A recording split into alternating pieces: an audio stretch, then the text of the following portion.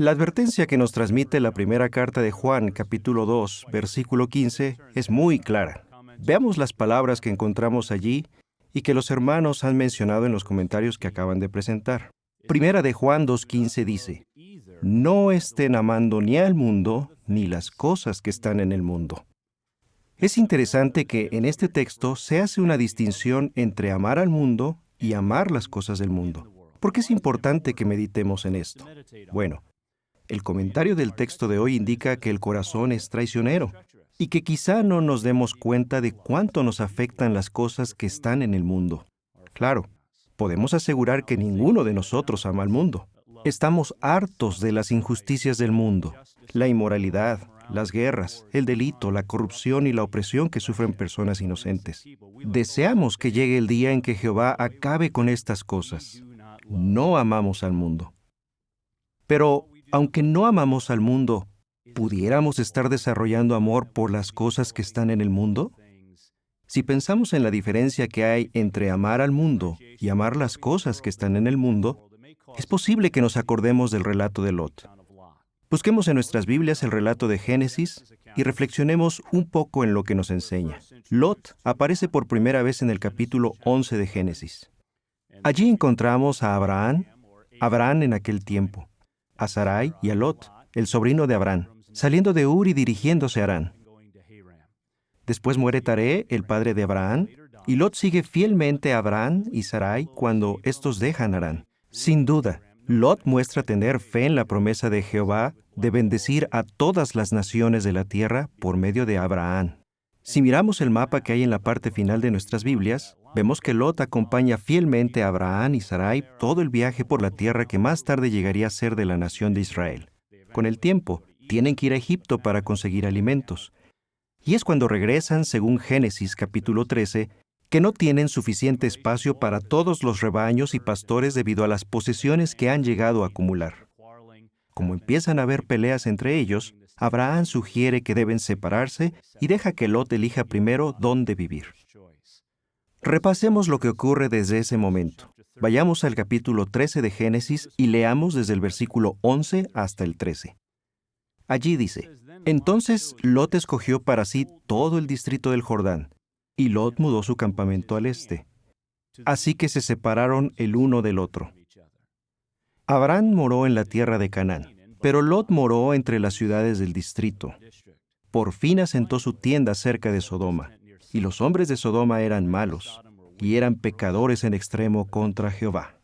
Como vemos, Lot empieza por llevar su ganado, todos sus rebaños, hacia el este. Entonces dice el relato: Lot moró entre las ciudades del distrito. Por fin asentó su tienda cerca de Sodoma. Más tarde, los reyes de la región entran en guerra contra los reyes de Elam y de otros lugares. Fíjense dónde está Lot entonces.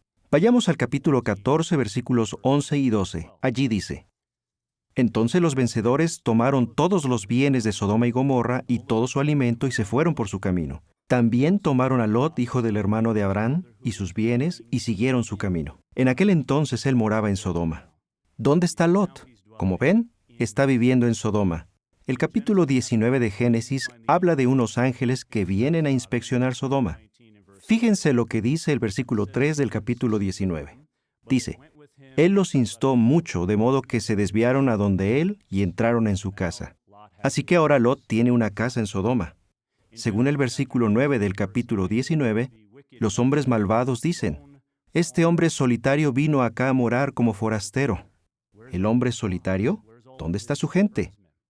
¿Dónde están los que cuidaban sus rebaños? Lucas 17:28 dice que en los días de Lot comían, bebían, compraban, vendían, plantaban, edificaban. ¿Pudiera ser que Lot dejó sus rebaños y pastores, emprendió un negocio en Sodoma y se puso a comprar y vender? Noten lo que los ángeles preguntan. Leamos Génesis capítulo 19, versículo 12. ¿Tienes otros aquí? Yerno, y tus hijos, y tus hijas, y cuantos sean tuyos en la ciudad, sácalos del lugar. Pues bien, el relato indica que Lot fue a hablar con sus yernos. No dice que fuera a nadie más. Así que Lot pasó de tener mucho ganado mientras estaba con Abraham a vivir primero entre las ciudades del distrito, después en una tienda cerca de Sodoma, luego a morar en la misma Sodoma y finalmente a tener una casa en esa ciudad. ¿Qué ocurrió? Bueno, sabemos que Lot no llegó a ser como los sodomitas. Bajo inspiración, el apóstol Pedro en su segunda carta, capítulo 2, versículo 8, llama a Lot hombre justo, porque lo que veía y oía mientras moraba entre ellos todos los días, atormentaba su alma justa a causa de los hechos desaforados de ellos.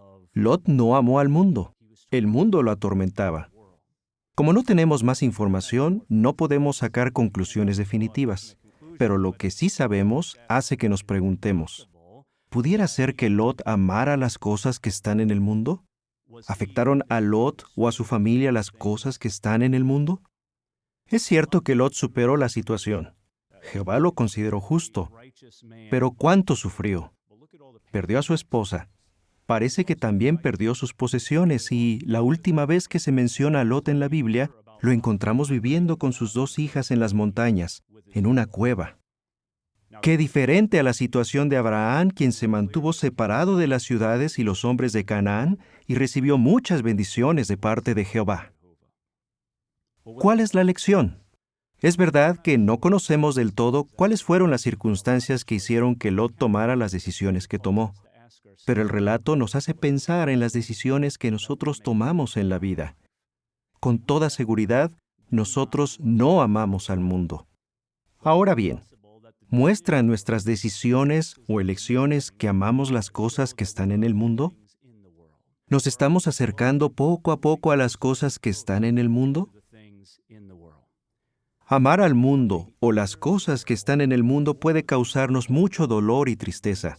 Por eso, como se menciona en el comentario del texto de hoy, es muy importante que analicemos qué clase de personas debemos ser. Vayamos otra vez a la primera carta de Juan, capítulo 2, versículo 15. Primera de Juan 2:15 dice, «No estén amando ni al mundo ni las cosas que están en el mundo. Si alguno ama al mundo, el amor del Padre no está en él». Y noten en el versículo 17 por qué es un asunto tan serio. Además, el mundo va pasando, y también su deseo, pero el que hace la voluntad de Dios permanece para siempre.